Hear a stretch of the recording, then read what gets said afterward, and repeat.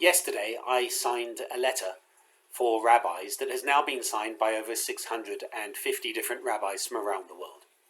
And for my pre-Shabbat message today, I want to share the contents of that letter that I have put my name to.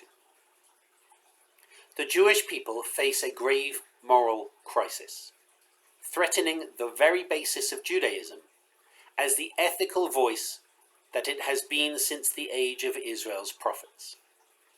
We cannot remain silent in confronting it. As rabbis and Jewish leaders from across the world, including the State of Israel, we are deeply committed to the well-being of Israel and the Jewish people. We admire Israel's many and remarkable achievements. We recognize, and many of us endure, the huge challenges the State of Israel relentlessly confronts, surrounded for so long by enemies and facing existential threats from many quarters. We abhor the violence of such nihilistic terrorist organizations as Hezbollah and Hamas. We call on them immediately to release all the hostages, held for so long captive in tunnels in horrendous conditions with no access to medical aid. We unequivocally support the legitimacy of Israel's battle against these evil forces of destruction. We understand the Israeli army's prioritization of protecting the lives of its soldiers in this ongoing battle, and we mourn the loss of every soldier's life.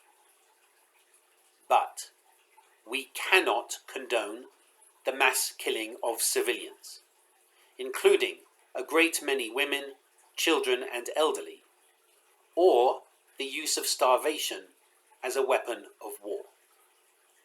Repeated statements of intention and actions by ministers in the Israeli government, by some officers in the Israeli army, and the behavior of criminally violent settler groups in the West Bank, often with police and military support, have been major factors in bringing us to this crisis. The killing of huge numbers of Palestinians in Gaza, including those desperately seeking food, has been widely reported across respectable media and cannot reasonably be denied. The severe limitation placed on humanitarian relief in Gaza, and the policy of withholding of food, water and medical supplies from a needy civilian population contradict essential values of Judaism as we understand it.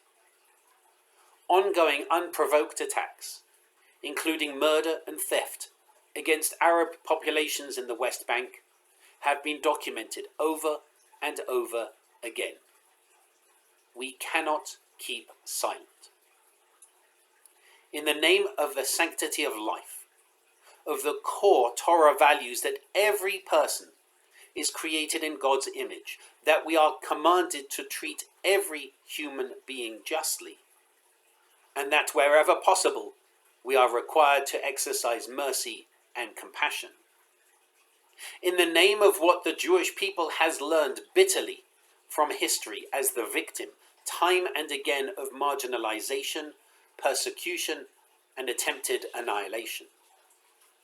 In the name of the moral reputation not just of Israel, but of Judaism itself, the Judaism to which our lives are devoted, we call upon the Prime Minister and the government of Israel to respect all innocent life, to stop at once the use and threat of starvation as a weapon of war, to allow extensive humanitarian aid under international supervision while guarding against control or theft by Hamas, to work urgently by all routes possible to bring home all the hostages and end the fighting, to use the forces of law and order to end settler violence on the West Bank, and vigorously investigate and prosecute settlers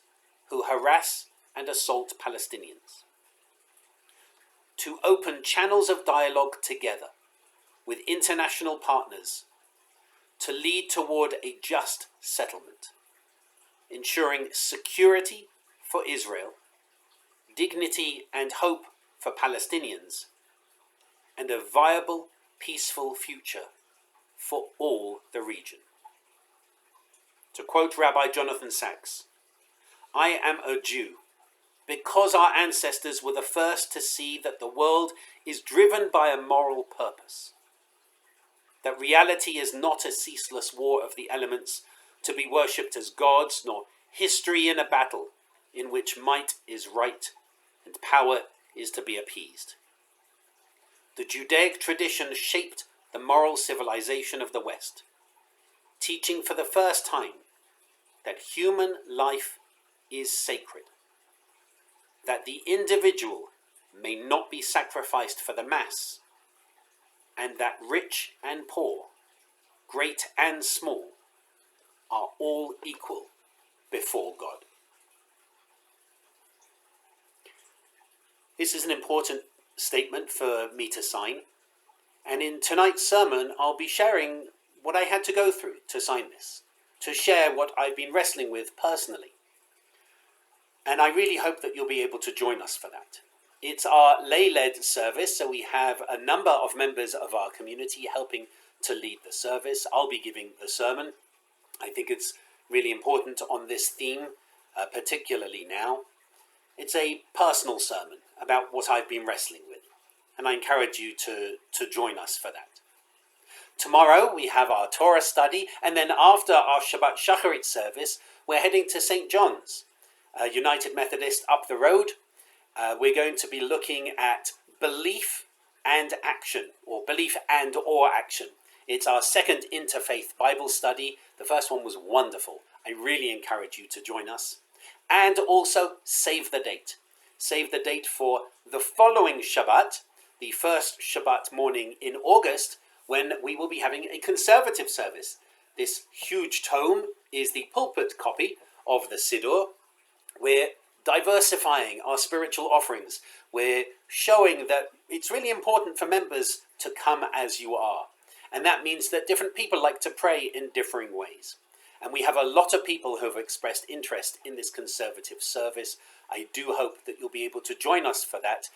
It's going to be an exploration of a different way to pray. Slightly longer prayers, including some prayers that were taken out of the Reform Siddur, a longer Torah reading, Haftarah, much more. I really hope you'll be able to join us for that. And please, of course, send me your thoughts. We're going to be including the text of this letter in the email that we send out to our members, and so that you can read it as well as hear it from me. Please do email me your thoughts about this letter, which I think is essential for me to sign, as so many hundreds of other colleagues have signed as well. I hope that you'll be able to join us this evening to hear about my wrestling, my personal journey through this, and to join us for Torah study and for our Shabbat Shacharit and for our Interfaith Bible study tomorrow. And I wish you Shabbat Shalom.